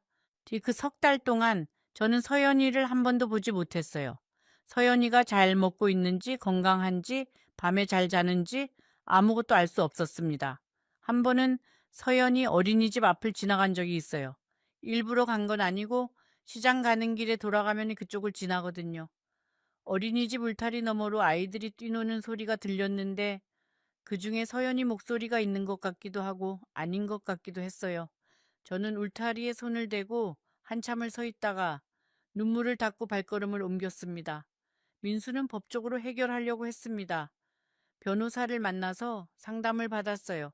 변호사 사무실에 갔을 때 민수가 제 손을 잡고 들어갔습니다. 변호사는 젊은 여자분이었는데 제 이야기를 들으며 메모를 하셨어요. 변호사가 말하기를 시어머니의 돈을 며느리가 무단으로 사용한 것은 문제가 될 수 있지만 가족 간의 금전 문제는 복잡하다고 했습니다. 특히 같이 살면서 생활비 명목으로 섞인 부분이 있으면 더 어렵다고요. 변호사가 저에게 물었어요. 어머니, 카드와 통장을 직접 건네셨나요? 네. 비밀번호도 직접 알려주셨고요. 네. 변호사가 잠시 생각하더니 말했습니다. 어머니가 자발적으로 접근 권한을 주신 상황이라 법적으로 입증하기가 쉽지 않을 수 있습니다. 그 말을 듣는 순간 저는 모든 것이 제 탓인 것 같았어요. 너무 쉽게 믿은 제 탓, 너무 쉽게 내어준 제 탓. 저는 민수에게 말했습니다. 민수야, 엄마는 돈은 포기할 수도 있어. 하지만 서연이를 포기할 수는 없어. 서연이만 볼 수 있으면 돼. 민수의 눈에 눈물이 고였습니다. 엄마, 미안해요. 내가 더 잘 살폈어야 했는데. 네 잘못이 아니야, 민수야. 엄마가 너무 쉽게 믿은 거지. 반년이 지나서 유진이 측에서 연락이 왔습니다. 이혼 조정을 원한다고요. 민수는 그 소식을 듣고 한참을 말이 없었어요. 저도 마찬가지였습니다. 이혼이라는 단어가 이렇게 가까이 올 줄은 몰랐어요. 민수가 저에게 물었어요. 엄마, 어떻게 해야 할까요? 저는 오래 생각했습니다. 민수야, 유진이와 네가 다시 합칠 수 있으면 좋겠지만 이미 이렇게 된 이상 서연이가 가장 덜 다치는 방향으로 결정해야 해. 민수는 고개를 끄덕였지만 그 눈에 담긴 슬픔은 숨길 수 없었어요. 35세 이혼이라니. 제 아들이 이런 상황에 놓이게 된 것이 어머니로서 너무 미안했습니다. 조정 과정에서 유진이는 놀라운 주장을 했습니다. 시어머니인 제가 지나치게 간섭하여 부부 생활에 문제가 생겼다고. 네, 돈 문제는 생활비를 나눈 것뿐이라고. 저는 그 자리에서 입술을 꽉 물었습니다. 반박하고 싶은 말이 목구멍까지 올라왔지만 저는 참았어요. 왜냐하면 그 자리에서 싸워봐야 서연이만 더 힘들어지니까요. 조정위원이 제게 물었습니다. 어머니 하실 말씀이 있으신가요? 저는 천천히 말했어요. 저는 서연이만 가끔 볼 수 있으면 됩니다. 그것만 해주시면 다른 것은 괜찮습니다. 조정위원이 안쓰러운 눈으로 저를 바라보았어요. 조정 결과 서연이의 양육권은 유진이에게 갔습니다. 민수는 격주로 면접 교섭권을 받았어요. 저는 아무 권리도 없었습니다. 할머니에게는 법적으로 면접 교섭권이 주어지지 않거든요. 저는 민수가 서연이를 만나는 날에만 잠깐 얼굴을 볼 수 있었습니다. 처음으로 서연이를 다시 만난 날 서연이가 저를 보고 달려왔어요. 할머니, 저는 서연이를 안고 한참을 울었습니다. 서연이가 많이 자라 있었어요. 키도 크고 얼굴도 좀 달라져 있었습니다. 석 달 사이에 이렇게 변했구나. 내가 놓친 시간이 이렇게 많았구나. 서연이가 제 눈물을 작은 손으로 닦아주면서 말했어요. 할머니 왜 울어? 아파. 아니야, 서연아. 할머니는 안 아파. 예, 너무 보고 싶어서 그래. 서연이가 제 볼에 뽀뽀를 해주었어요. 그 작은 입술이 닿는 순간 세상의 모든 아픔이 잠시 사라지는 것 같았습니다. 저는 서연이를 안고 놓아주지 않았어요. 이 아이를 다시 놓치면 안 된다는 생각에 마치 생명줄을 잡듯이 꼭 안고 있었습니다. 그날 이후 저는 격주마다 서연이를 만나는 것이 유일한 낙이 되었습니다. 서연이를 만나는 날이면 전날 밤부터 잠을 못 잤어요. 무엇을 해줄까? 무엇을 사줄까? 어디에 데려갈까? 설레는 마음으로 밤을 보냈습니다. 만나는 날 아침에는 분식점 일을 쉬었어요. 사장님이 할머니 손녀 만나는 날은 쉬세요 라고 먼저 말해 주셨거든요. 그 배려가 참 고마웠습니다. 서연이와 함께하는 시간은 너무 빠르게 지나갔어요. 놀이터에 가면 서연이가 그네를 밀어달라고 했고 저는 허리가 아파도 끝없이 밀어주었습니다. 점심에는 서연이가 좋아하는 돈가스를 먹이고 오후에는 서연이와 손잡고 공원을 걸었어요. 서연이가 길가에 핀 꽃을 꺾어 제 머리에 꽂아주며 할머니 예뻐 라고 할 때 세상의 모든 슬픔이 잠시 멈추는 것 같았습니다. 하지만 저녁이 되면 서연이를 돌려보내야 했어요. 민수가 서연이를 유진이에게 데려다 주는 것을 바라보면서 저는 늘 같은 말을 했습니다. 서연아, 다음에 또 보자. 할머니가 사랑해. 서연이가 작은 손을 흔들며 사라지면 저는 현관문을 닫고 한참을 서 있곤 했어요. 집 안이 갑자기 너무 조용해지거든요. 하지만 시간이 지나면서 유진이는 면접 교섭 날짜를 자주 바꾸기 시작했어요. 갑자기 서연이가 아프다고, 일정이 바뀌었다고, 이런저런 핑계를 대면서요. 한 달에 2번 보던 것이 한 번이 되고, 2달에 한 번이 되고, 나중에는 석 달째 서연이를 만나지 못한 적도 있었습니다. 석 달째 서연이를 보지 못했을 때 저는 서연이가 다니는 학교 앞까지 간 적이 있어요. 멀리서라도 서연이 얼굴을 보고 싶었거든요. 학교 정문 맞은편 편의점 앞에 서서 아이들이 쏟아져 나오는 것을 지켜보았습니다. 서연이가 나왔어요. 분홍색 책가방을 메고 친구와 뭔가 이야기하면서 웃고 있었습니다. 저는 부르고 싶었어요. 서연아 하고 달려가고 싶었어요. 하지만 그러면 유진이가 알게 되고 또 면접 교섭이 어려워질 수 있었습니다. 저는 멀리서 서연이를 바라보다가 그 아이가 시야에서 사라질 때까지 서 있었습니다. 그리고 천천히 돌아서 집으로 걸었어요. 그날따라 집까지의 길이 너무 멀게 느껴졌습니다. 저는 매일 서연이 사진을 꺼내 보았습니다. 핸드폰에 저장해둔 서연이의 사진과 동영상을 돌려보고 또 돌려보았어요. 서연이가 처음 걸음마를 뗀 날, 서연이가 처음 할머니라고 말한 날, 서연이가 놀이터에서 미끄럼틀을 타며 까르르 웃던 날, 그 영상들을 볼 때마다 저는 웃다가도 울었습니다. 잠깐 여기서 제가 한 가지 말씀드리고 싶은 것이 있습니다. 저는 유진이를 미워하려고 노력했어요. 미워해야 마음이 편할 것 같았거든요. 그런데 이상하게 미움이 들지 않았습니다. 분노는 있었어요. 서운함도 있었고요. 하지만 미움은 아니었습니다. 왜냐하면 유진이도 어떤 면에서는 힘들었을 거라는 생각이 들었어요. 친정이 넉넉하지 않으니 언니가 도와달라고 하면 거절하기 어려웠을 거고, 시어머니 돈을 쓴다는 것에 대한 죄책감도 있었겠지만 가족에 대한 의무감이 더 컸을 수도 있습니다. 물론 그것이 유진이의 행동을 정당화하지는 않습니다. 하지만 사람은 한 가지 면만으로 판단할 수 없다는 것을 저는 이 나이가 되어서야 깨달았어요. 그리고 무엇보다 유진이는 서연이의 엄마입니다. 제가 유진이를 미워하면 나중에 서연이가 알게 되었을 때 그 아이는 할머니와 엄마 사이에서 찢어지는 거예요. 저는 그것만은 원하지 않았습니다. 이혼이 확정된 후 저는 다시 혼자 살게 되었습니다. 민수가 다시 저와 살자고 했지만 저는 괜찮다고 했어요. 민수야, 엄마는 혼자서도 잘 지낼 수 있어. 너는 네 인생을 살아. 서연이 잘 만나고 좋은 아빠가 되어라. 사실은 혼자가 무서웠습니다. 하지만 민수에게 짐이 되고 싶지 않았어요. 아들이 35이면은 아직 젊으니까 다시 좋은 인연을 만날 수도 있잖아요. 저는 다시 작은 아파트로 돌아왔습니다. 전세 놓았던 아파트에 다시 들어갔는데 유진이와 함께 지냈던 민수네 집에서 쓰던 물건들이 하나도 없으니 더 텅 비어 보였어요. 텔레비전 소리로 적막함을 채우고 창밖을 바라보며 하루를 보냈어요. 통장에는 남은 돈이 별로 없었습니다. 3,500만 원이 빠져나간 후 남은 것은 1,000만 원이 차에 되지 않았어요. 거기에 전세 보증금 5천만 원을 보태준 것까지 합치면 저는 사실상 거의 빈손이 된 것이나 마찬가지였습니다. 아침에 눈을 뜨면 할 일이 없었어요. 서연이를 돌볼 필요도, 유진이에게 반찬을 해줄 필요도, 민수에게 밥을 차려줄 필요도 없었습니다. 누군가를 위해 산다는 것이 힘들 때도 있지만 그래도 살아가는 이유가 된다는 것을 아무도 없는 빈 아파트에서 깨달았어요. 저는 하루 종일 텔레비전 앞에 앉아 있곤 했는데 프로그램 내용이 하나도 머리에 들어오지 않았어요. 그냥 소리가 필요했던 거예요. 사람 목소리가. 한 번은 시장에 갔다가 아기 옷 가게 앞에서 한참을 서 있었습니다. 분홍색 원피스가 진열되어 있었는데 서연이에게 입히면 예쁘겠다는 생각이 들었어요. 예, 하지만 서연이에게 언제 줄 수 있을지 알 수 없었기에 사지 못하고 발길을 돌렸습니다. 시장을 나오면서 눈물이 나는 것을 참으려고 하늘을 올려다보았어요. 옥순이가 가끔 찾아왔습니다.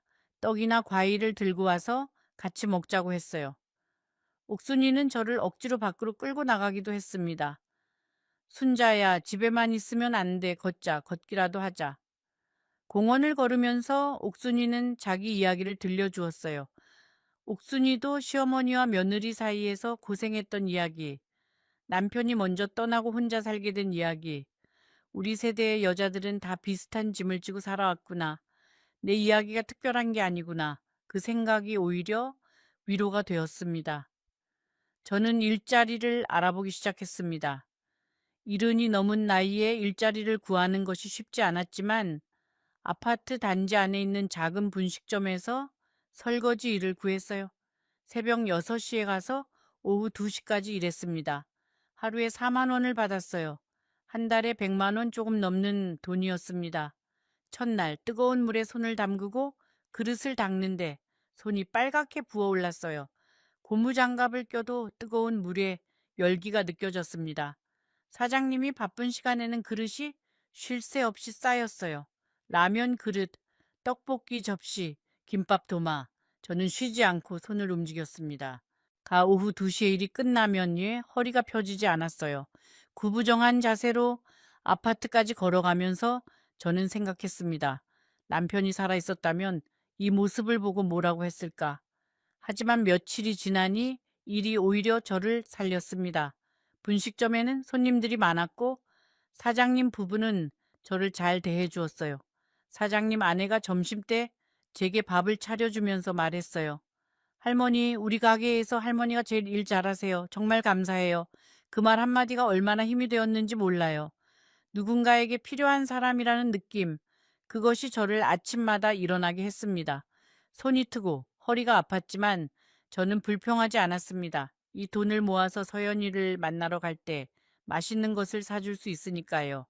서연이가 좋아하는 딸기 케이크, 서연이가 갖고 싶어 했던 인형, 그런 것들을 사줄 수 있다는 생각만으로도 설거지물에 잠긴 손의 아픔이 잊혀졌어요.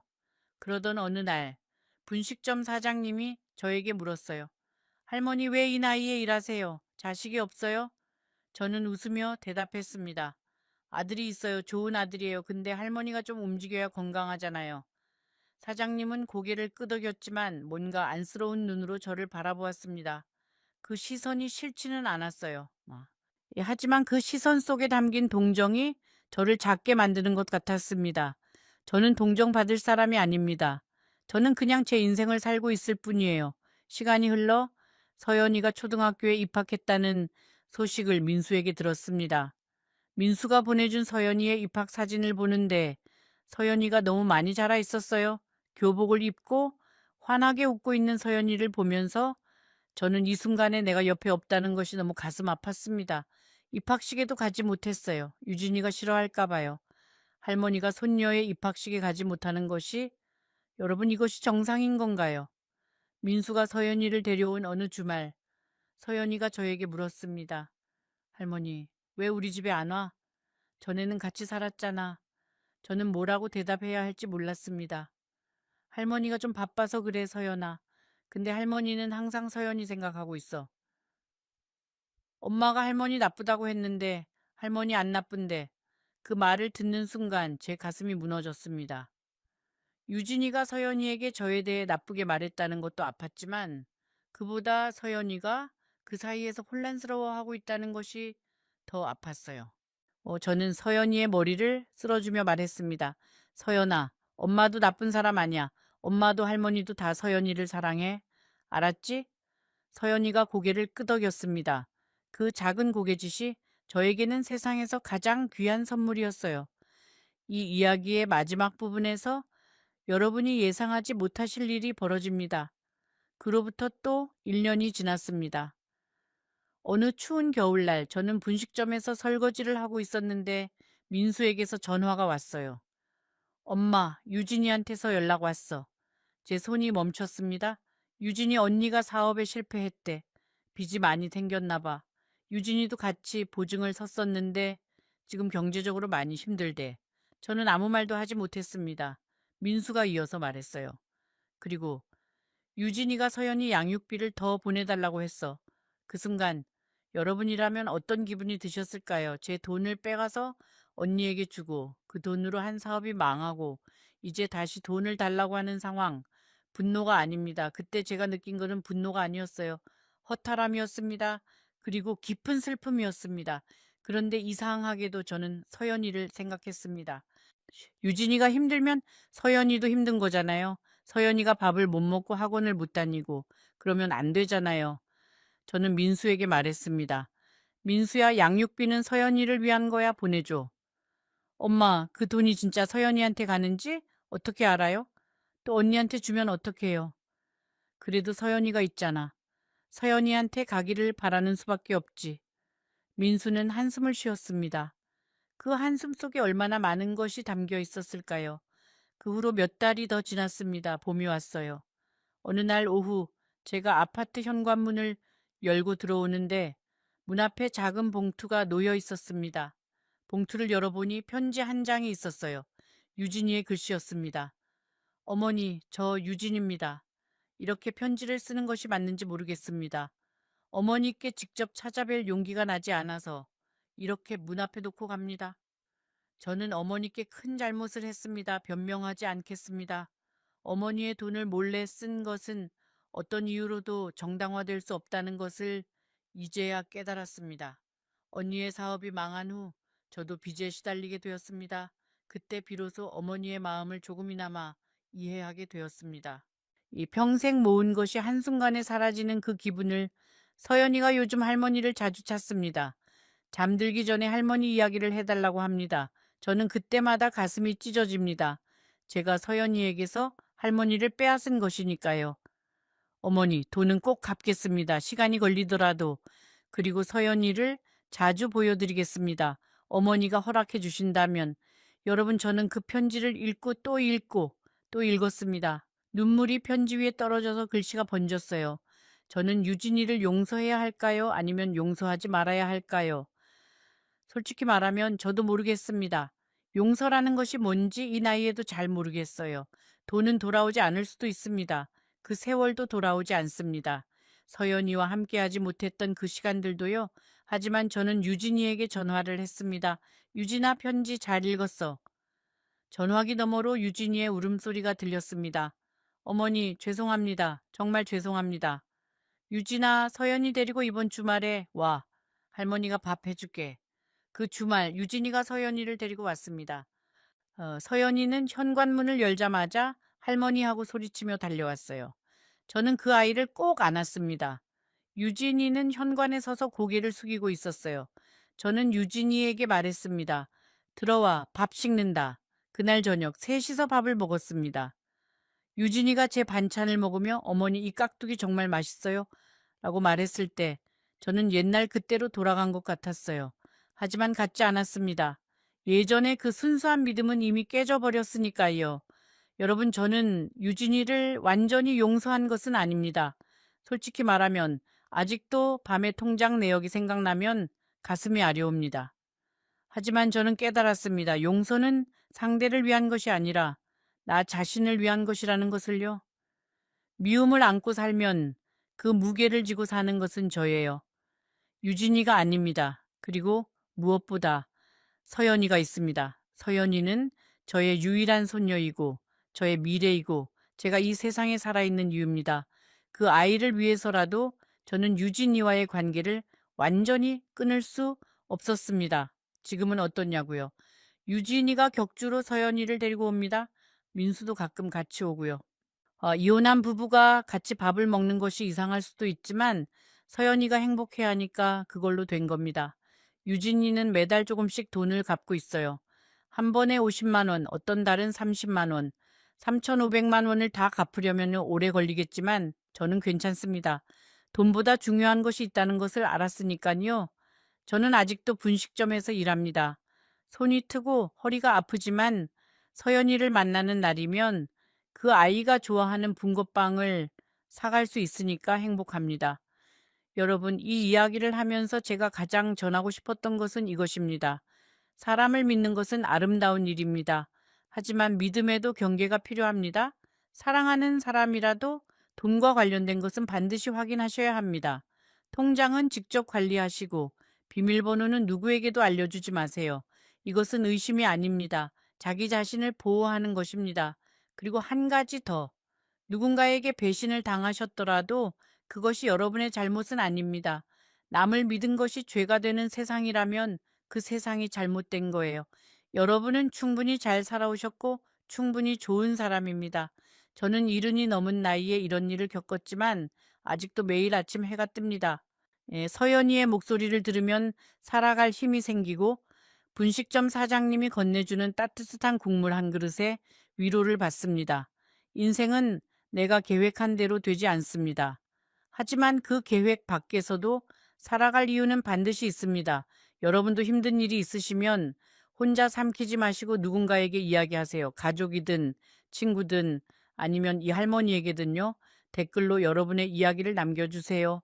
할머니가 하나하나 다 읽겠습니다. 자, 이렇게 오늘 이야기가 끝났습니다. 혹시 아직 구독을 안 하셨다면 구독 버튼 한 번만 눌러주세요. 할머니가 매주 여러분의 마음을 울리는 이야기를 가지고 돌아오겠습니다. 그리고 지금 화면에 보이는 영상 꼭 보세요. 이 이야기보다 더 가슴 아픈 이야기가 기다리고 있습니다. 보시면 절대 후회하지 않으실 겁니다.